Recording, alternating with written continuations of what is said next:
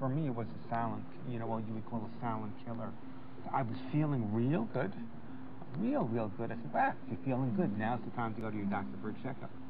And then he said to me, by the way, you have a problem, and it's not a slight problem. He said, you're diabetic. And that's sort of like the beginning of my journey, the beginning of my odyssey. But I knew that somebody out there had to help me deal with the diet.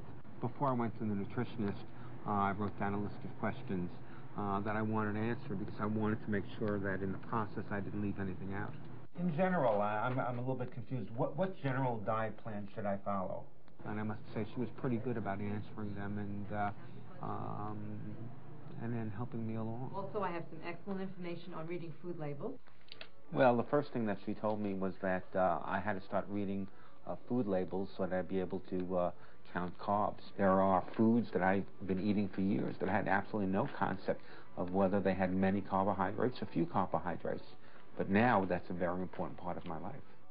A food journal is very important in that for me to feel well, I needed to consume approximately 140 grams of carbohydrates a day. The only way you could make sure that you were doing the right thing was to write down the exact amount of carbohydrates you had at every meal.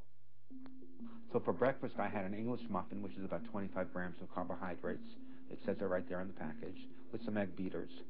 For snacks, I had some Triscuits just to keep me going, about 15 grams of carbohydrates. For lunch, I had a salad with 6 ounces of chicken and 2 slices of bread.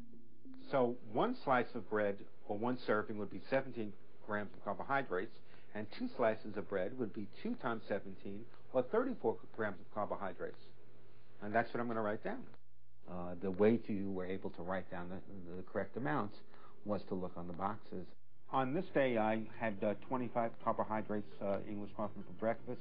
I had 35 at lunch with roast pork with vegetables and rice, and I had a snack of 34 carbohydrates with pretzels. So in looking for something that would, in this magazine, for something light for dinner, I found this recipe, fish baked in foil, that was really light in carbohydrates. I also followed a recipe here for festive sweet potatoes, which gave me another 23 grams of carbohydrates. I still had some room left at the end, so I found this great recipe for fresh fruit fancy, which had 16 grams of carbohydrates, and I met my daily requirement.